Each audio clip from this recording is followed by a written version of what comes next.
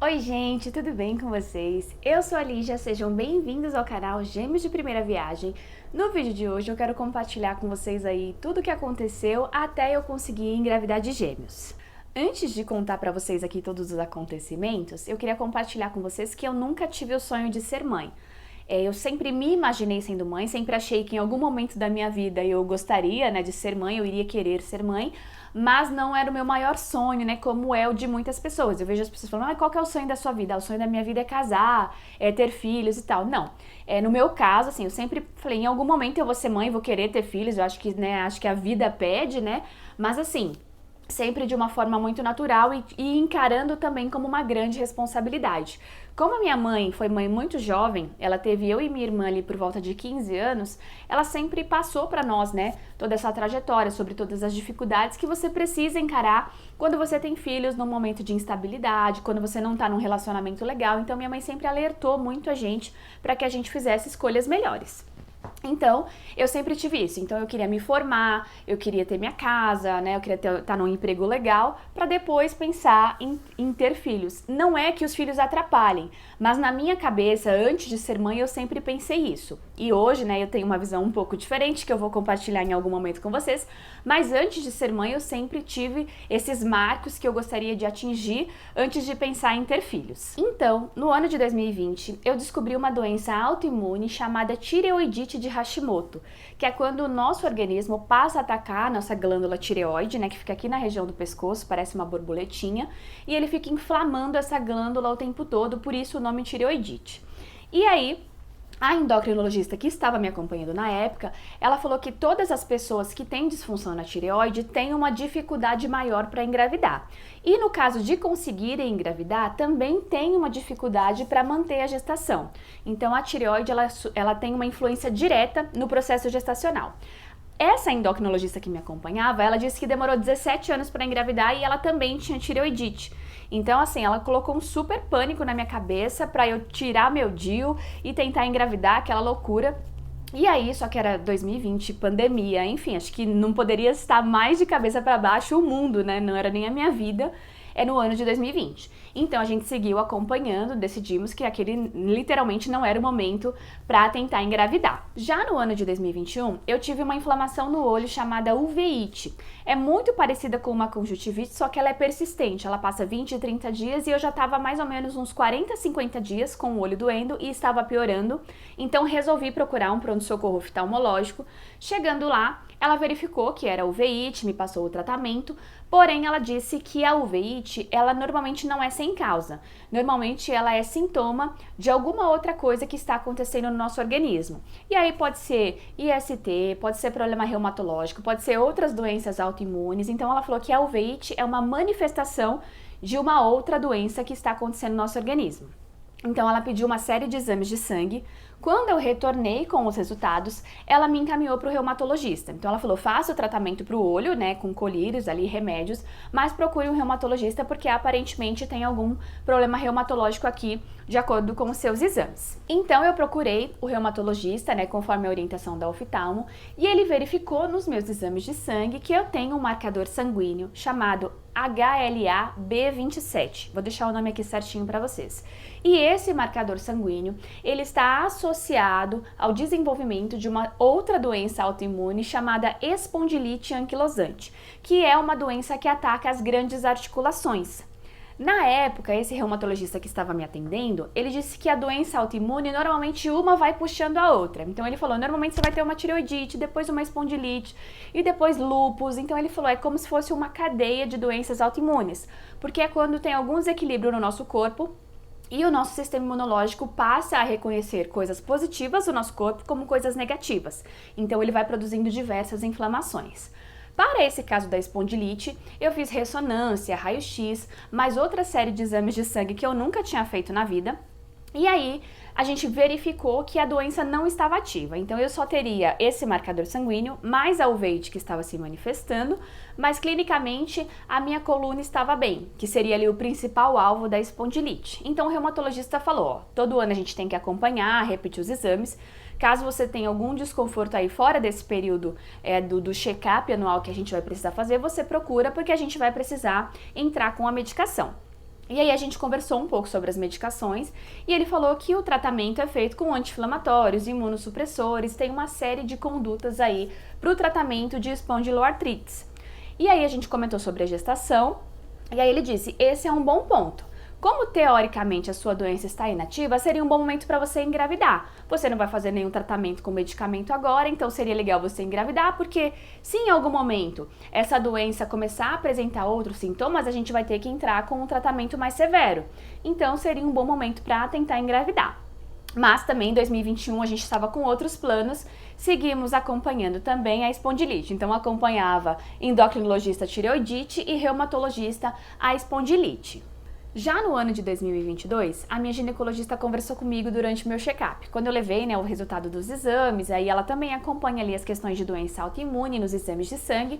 Ela falou, Lígia, aparentemente as suas doenças estão super controladas. Então, como você já vai fazer 33, você nunca tentou engravidar e a gente tem esses alertas de doenças autoimunes que podem interferir, a gente não sabe, a gente só sabe se você começar a tentar, eu acho que seria um bom momento para você tentar. Porque, na minha opinião, a gente precisa sim ter o primeiro filho antes dos 35 anos.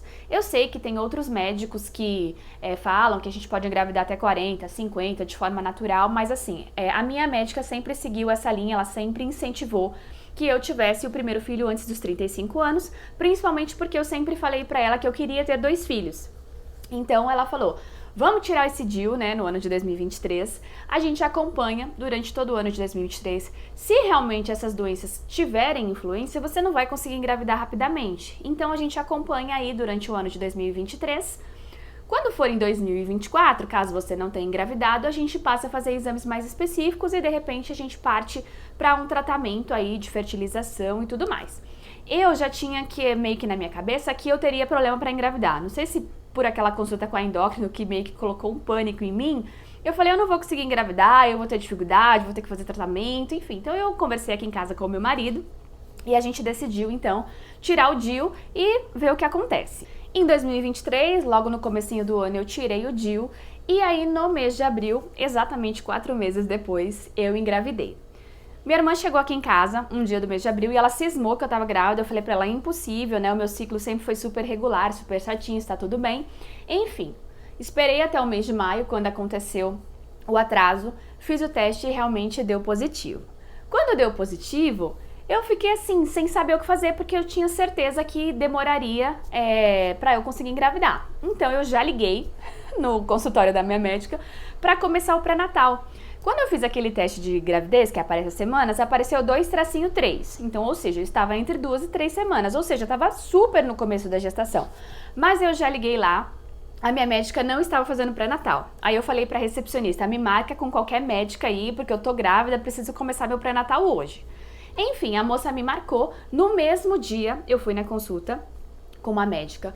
Quando chegou lá, ela abriu o meu prontuário e viu que eu tinha problema na tireoide. Então ela falou, Lígia, como você tem problema na tireoide, automaticamente a sua gestação é classificada como gestação de risco. Então, eu não posso fazer o seu pré-natal, eu preciso te encaminhar para um obstetra de alto risco, mas eu já vou te pedir os exames, então você faz os exames e aí quando você retornar com o obstetra de alto risco, você já vem com os exames iniciais para dar início ao seu pré-natal. Só que ela não comentou nada de esperar semanas, enfim, ela me passou as guias, eu já marquei o retorno lá na recepção com o tal obstetra de alto risco e no dia seguinte eu já fiz os exames de sangue e na semana seguinte eu já fui fazer o ultrassom inicial. Quando a gente foi fazer o ultrassom, a médica que nos atendeu perguntou se era a primeira gestação, nós dissemos que sim. Aí ela falou, olha, pela data da sua última menstruação, você estaria de no máximo 5 semanas. Como existe uma variação ali de 10, 15 dias, pode ser que você esteja de menos tempo. Então ela falou, nessa idade gestacional é super comum a gente não conseguir ver nada. Só tô alertando vocês que caso a gente não consiga ver, é super normal e a gente vai ter que repetir esse exame após a 7ª semana.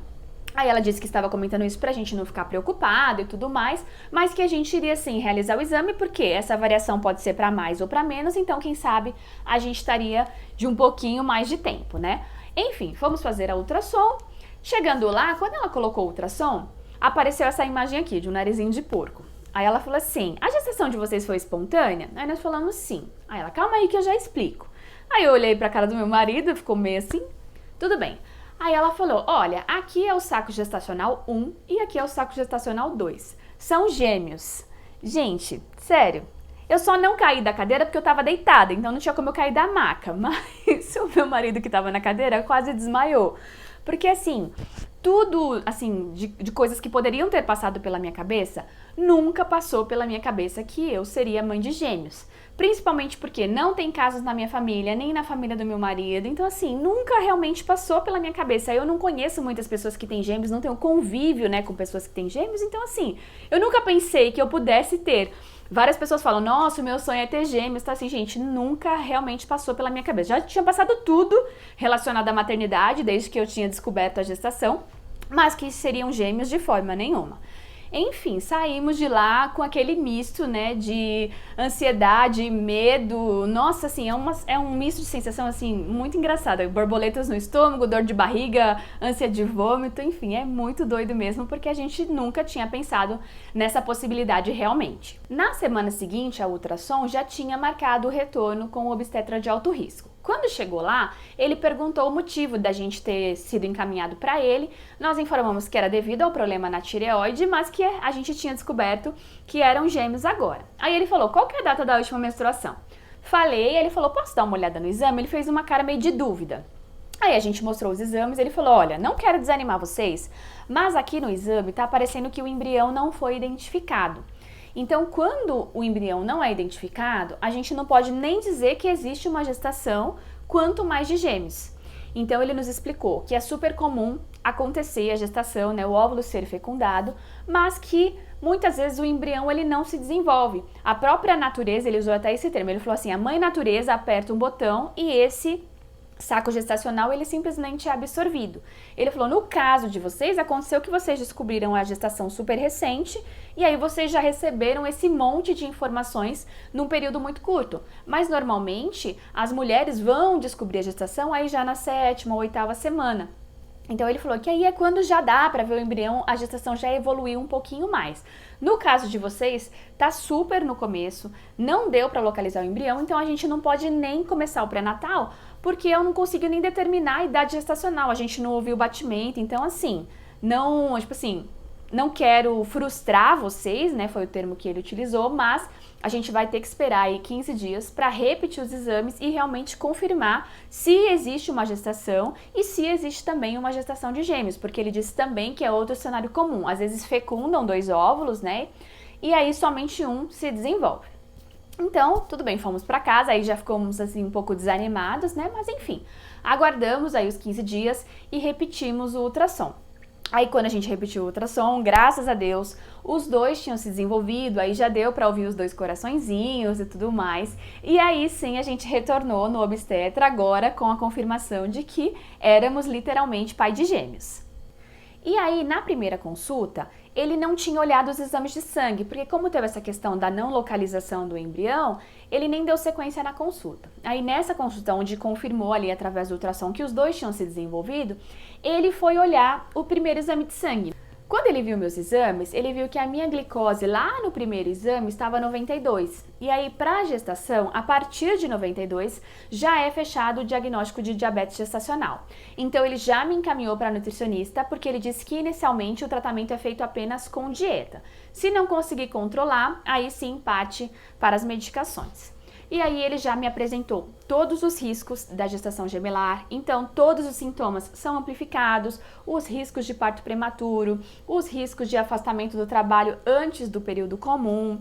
Enfim, ele apresentou, gente, assim, uma série de riscos ali da gestação gemelar, que eu vou trazer também um vídeo aqui pra vocês, se for, né, do interesse de vocês esse assunto. Mas assim, já me apresentou uma série de cenários possíveis, então já informou que a frequência dos exames era um pouco maior do que de uma gestação única, então tem algumas particularidades ali, mas principalmente é o tempo dos exames, então normalmente os ultrassons são a cada 20 dias, os exames de sangue. Tem alguns exames mais específicos quando desconfia de alguma anormalidade ali na gestação. Tem um risco maior para diabetes gestacional, no meu caso eu já estava, mas tem um risco maior para pré-eclâmpsia, então ele foi apresentando ali todos os riscos, né? Então, eu tinha uma gestação considerada de altíssimo risco, por quê? Tireoidite de Hashimoto, gestação gemelar e diabetes gestacional. Então, assim, tinha tudo para dar errado, literalmente, a minha gestação. Não dar errado, né? Acho que seria uma palavra até forte, mas assim, de ter complicações era um risco muito grande por todas essas intercorrências que já tinham ali desde o início da gestação. Então seguimos acompanhando a gestação. Vou gravar vídeos sobre primeiro, segundo e terceiro trimestre, falando um pouquinho sobre os exames, o que aconteceu aí durante a gestação. Mas lá no comecinho do ano, eu esqueci de comentar com vocês, a minha médica passou o Gestampré. Então assim que eu tirei o DIU, ela pediu para eu entrar com essa vitamina. Porém, ela já fez um alerta. Não é vitamina para engravidar. Não existe vitamina para engravidar. O que os ginecologistas normalmente passam são compostos vitamínicos, porque algumas vezes a gente pode estar com uma deficiência de ferro, de ácido fólico, enfim, coisas que atrapalham o processo de gestação. Mas não que você tomar essa vitamina vai fazer você engravidar. Eu já vi vários posts no Instagram de pessoas falando, ó, toma essa vitamina que você vai engravidar em 1 mês, 2 meses, e isso não existe.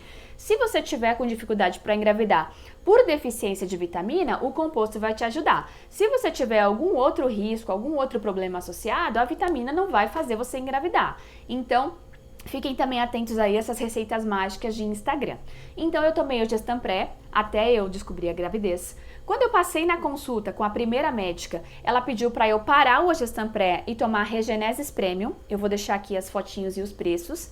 E aí quando eu fui com o meu obstetra, e aí a gente tinha visto que eram gêmeos, ele falou que era para voltar a tomar o Ogestan. Então ele falou, Lígia, durante todo o primeiro trimestre você toma o Ogestampré mais o Regenesis Premium. Ele falou, para caso de gêmeos, né, vitamina nunca é demais. Então, durante todo o primeiro trimestre eu acabei tomando essas duas vitaminas.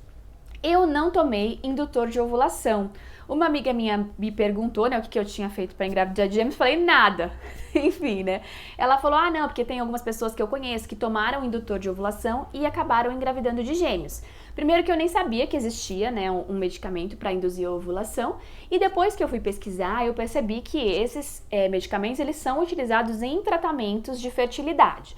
Ou seja, não são medicamentos que qualquer pessoa pode tomar simplesmente porque tem vontade de engravidar de gêmeos. Então, o que eu peço para vocês é que não tome esses medicamentos sem a orientação do médico de vocês. Então, se você não está em tratamento, se você não tem dificuldade para engravidar, né, não tem uma causa ali efetiva para a utilização desse medicamento, não tome, porque os efeitos colaterais são absurdos. E assim, se você tiver que ser mãe de gêmeos, pai de gêmeos, fique tranquilo, a natureza vai se encarregar de trazer isso para você. O uso de medicamentos, principalmente medicamentos fortes, que mexem ali com o nosso sistema fisiológico, realmente, geralmente, ele traz consequências mais sérias. Então, fiquem super atentos com essa questão de tomar medicação só porque tem o sonho de ser mãe de gêmeos. Então é isso, pessoal. Obrigada a você que assistiu até aqui. Já sabem de todo o beabá. Se inscrevam no canal, deixe o seu like, compartilhe, deixe sugestões e comentários aqui para eu melhorar de coisas que vocês querem saber. Um beijo para vocês e até o próximo vídeo.